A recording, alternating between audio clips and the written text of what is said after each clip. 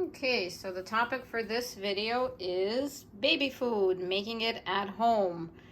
And you may be thinking, hey, I don't have a baby, why should I watch this video? It's because baby food is not only good for babies. Well, you can call it pureed food. It's not only good for babies, it's also good in some cases for adults.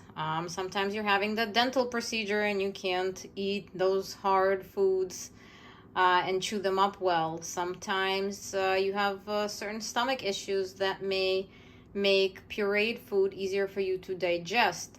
You know, they often tell you chew your food well, don't eat very quickly.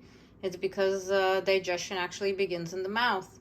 You start producing saliva, and that's where your digestive juices start flowing, and enzymes in the saliva break up the food. But even if you're not chewing, even if you're already getting the pureed food, it's still better for you because you're not putting that stress on the stomach to eat the chunks of food that you may be gulping down as you're swallowing and not taking the time to chew it. So stick with me. I'll show you how to make pureed foods. And if you have a baby, you'll be able to give it to them. And if not, or if your baby didn't finish eating the foods that you prepared, I'll show you what to do with them if you have leftovers. Stick around.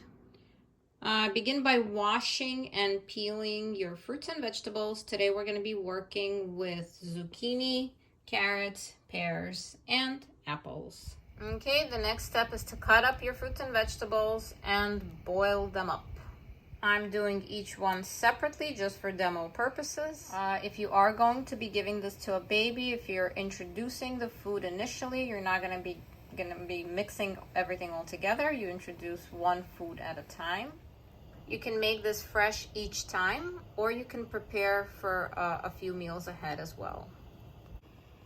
For baby food, you don't have to flavor these in any particular way, because babies who haven't been exposed to other foods, they don't really know any better, and each of these fruits and vegetables contain their own sugar, the natural sweetness that is going to be just enough for the baby. If you're going to be doing this for an adult or making pureed soups out of these, you can definitely flavor with other herbs, maybe a little bit of pink Himalayan salt.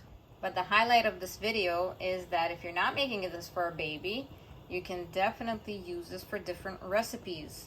And that's what we're going to be showing here today. We're going to use some of these pureed fruits, veggies for recipes. And sometimes you're turned away from recipes because you may not have a puree in the fridge or in your pantry. But, you know, don't be turned away, because you can always make this by yourself.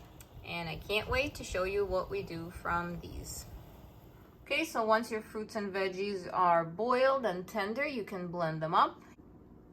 Here I have my pear. So here we have the pear puree.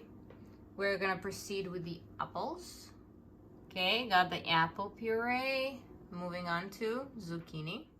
Alrighty, zucchini puree. And lastly, we're gonna do carrots. All right, and this part is complete. Okay, so I wanted to say one thing about the consistency. So if you add more water, you're gonna get a smoother texture as you see here in the pear puree. If you add less water, you can make it a little bit more chunky or less pureed, so to say, as you see it here with the carrots. So you can definitely vary the consistency. Stage 1, 2, 3, all those things also depend on the type of fruit or vegetable that you're blending. You can look up what's part of stage 1 foods, stage 2 foods, etc. So basically that's about it from the baby purees. And now, which brings us to part 2. So my babies are older than stage 1 and even stage 2 and 3.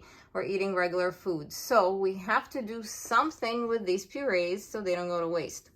The pear and the apple we'll probably leave off just for eating because they're just great as they are. The zucchini and carrot, I'm not so sure about, so we're gonna make something with them. Recipe to come when we return.